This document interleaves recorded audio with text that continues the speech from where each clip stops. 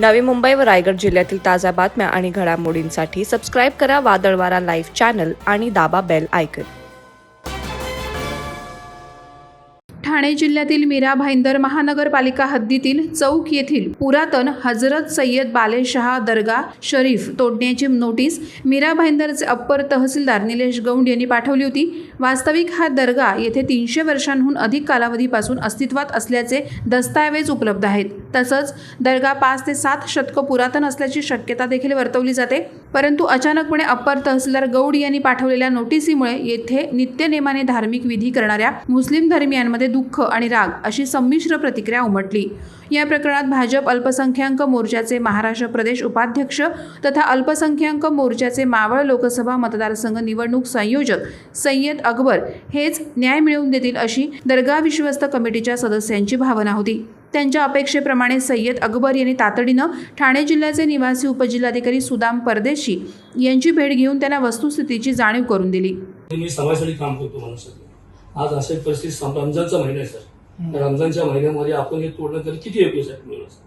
आणि तुम्ही अशी नोटीस काढली साहेब की तोडकच कारवाई करणार म्हणजे 22 पर्यंत तुम्हाला मी संधी देतो, 22 नंतर मी तोडणार। सभी किती योग्य है? हमारा पूरा गांव अनलीगल है। 600 लोगों को नोटिस दिए थे मगर वो पूरे लोगों का रोक दिया गया।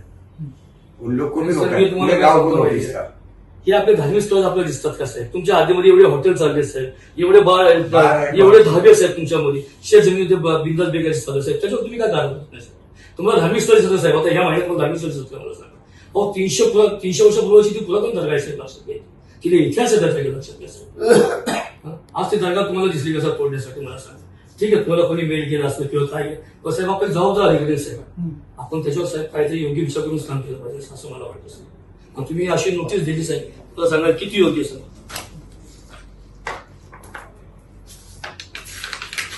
ही नोटीस साहेब तुमची म्हणजे 22 पर्यंत मी वाढ बघतो, 22 नंतर मी तोडणार।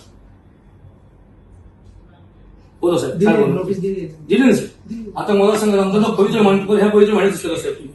आमची लोक रोजगार लोक नाही मी काय म्हणतो तुम्हाला ह्या माहिती काय गरजेचं होतं सांगा तुम्ही मला? आम्हाला ज्या ज्या याच्या संदर्भामध्ये ज्या ज्या तक्रारी आल्या त्या सर्व आम्ही अतिक्रमणाच्या जे तक्रारी आल्या बरोबर सर्वांना मी नोटीस काढलेली उत्तरमध्ये सगळ्या द्या ना तुम्ही सर। मी काय म्हणतो द्या ना तुम्ही धर्मस्थळ तुम्हाला दिसले का आता? दिए खाली हमारे धर्मस्थल को दिए। विषय काय आहे की ज्या मला तक्रार प्राप्त झाली मी नोटीस दिली। बरोबर सर, मी मी तुम्हाला तक्रार देऊ शकते, हॉटेल कोणा तुम्ही धाबे कोणा साहेब तुम्हाला दिसत नाही का साहेब? ते मला तक्रार दे, मी करतो। मला ते दिसत नाही का मला सांगा? धार्मिक स्थळ तुम्ही तोडण्याचं रमजानच्या महिन्यात का कॉलेज? विषय काय आहे की मला तुम्ही तक्रार दे, मी त्याचे नियम मला रमजानच्या महिन्यामध्ये धार्मिक स्थळ दिसलं का?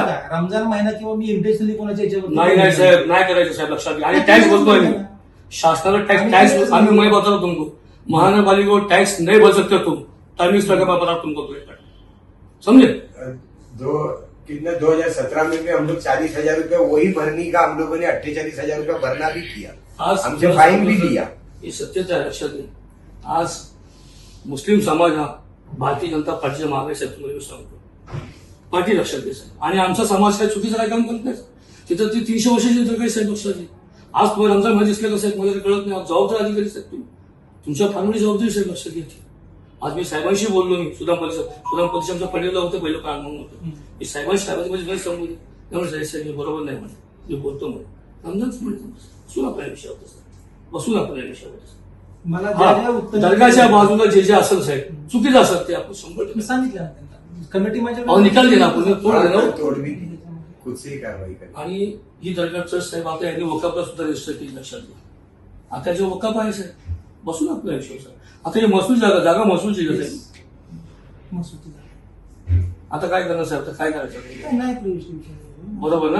आता पीआर दाखल याच्यामध्ये ज्यांनी त्याचे दाखल आहे, जे कोर्ट सांगाल तेच तुम्ही कारवाई करणार, तो पण तुम्ही काय कारवाई करणार नाही। भाई सही है? इधर चीफ ट्रस्टी सगळे बसले साहेब, साहब ने प्रॉमिस किया है जब तक कोर्ट का कुछ आता नहीं तब तक मैं कुछ करने वाला नहीं। सय्यद अकबर यांनी अत्यंत नियोजनबद्ध पद्धतीने युक्तिवाद केल्यामुळे अखेरीस अधिकाऱ्यांना त्यांचं म्हणणं मान्य करावं लागलं। तसंच न्यायालयाचे निर्देश येईपर्यंत आम्ही कुठल्याही प्रकारची कारवाई करणार नाही असं आश्वासन अधिकाऱ्यांना द्यावं लागलं। या आश्वासनामुळे हजरत सय्यद बालेशाह पीर दर्गा शरीफ येथे येणाऱ्या मुस्लिम बांधवांमध्ये समाधानाचं वातावरण पाहायला मिळालं। दर्ग्याचे मुख्य विश्वस्त माजी नगरसेवक अमजद शेख यांनी सय्यद अकबर यांचे मनापासून आभार मानले. तर यावेळी सय्यद अकबर म्हणाले की प्रकरणातील गांभीर्य लक्षात येताच मी तातडीनं उपमुख्यमंत्री देवेंद्र फडणवीस आणि भाजपाचे महाराष्ट्र प्रदेशाध्यक्ष चंद्रशेखर बावनकुळे यांचं मार्गदर्शन घेतलं. त्यांच्या सहकार्यामुळेच येथील मुस्लिम आणि हिंदू बांधवांना न्याय देण्यात आम्हाला यश प्राप्त झालंय. मैं सैयद अकबर, भारतीय जनता पार्टी अल्पसंख्यक मोर्चा महाराष्ट्र प्रदेश उपाध्यक्ष. मुझे 5 दिन पहले हमारे दोस्त हुसैन भाई ने कॉल किया कि जो मीरा भाईंदर के उत्तर में जो दरगाह है हजरत सैयद बालेशाह पीर, ये जो दरगाह है ये दरगाह तोड़ने की नोटिस यहाँ के जो अपर तहसीलदार है नीलेश गौड़ इन्हें दी है. तो भाई मेहरबानी करके आप इस दरगाह को बचाने के लिए आप आइए. मैंने 1 मिनट का भी उसमें टाइम वेस्ट ना करते हुए आज मैं थाना कलेक्टर ऑफिस में जो थाना के निवासी उप जिलाधिकारी है सुदाम पल्ले साहब से मिला हूँ, उनसे बातचीत किया हूँ, उनको निवेदन दिया हूँ कि साहब ये दरगाह 300 साल पुरानी दरगाह है. ये दरगाह जो तोड़ने के राइट्स दिए है इसको तहसीलदार ने, उसको आप आदेश दीजिए ये तोड़े ना, क्योंकि रमजान का पाक महीना है. इस रमजान के पाक महीने में तोड़ने के जो आपने आदेश दिए वो आदेश को आप स्टॉप करिए. उनको मिलने के बाद मैं खुद हमारे अमजद भाई जो इस दरगाह ट्रस्ट के चीफ ट्रस्टी है, जो माजी नगर से रह चुके हैं, साथ ही साथ अपराध भाई जो यहाँ के ट्रस्टी है और तमाम गांव वाले, इनको लेकर मैं मीरा भाईंदर के जो अपर तहसीलदार नीलेश गौड़ साहब को मिला. नीलेश गौड़ साहब को मैंने बताया कि नीलेश गौड़ साहब इसकी PIL दाखिल है कोर्ट के अंदर, आप कोर्ट में होने के बाद में भी आपने इस ऑर्डर कैसा निकाला. तो उनने बोला नहीं साहब ये कोर्ट का जो आदेश है मैं उसका पालन करूंगा, ये दरगाह मैं तोड़ूंगा नहीं. और उसने बहुत अच्छी बात की हमसे.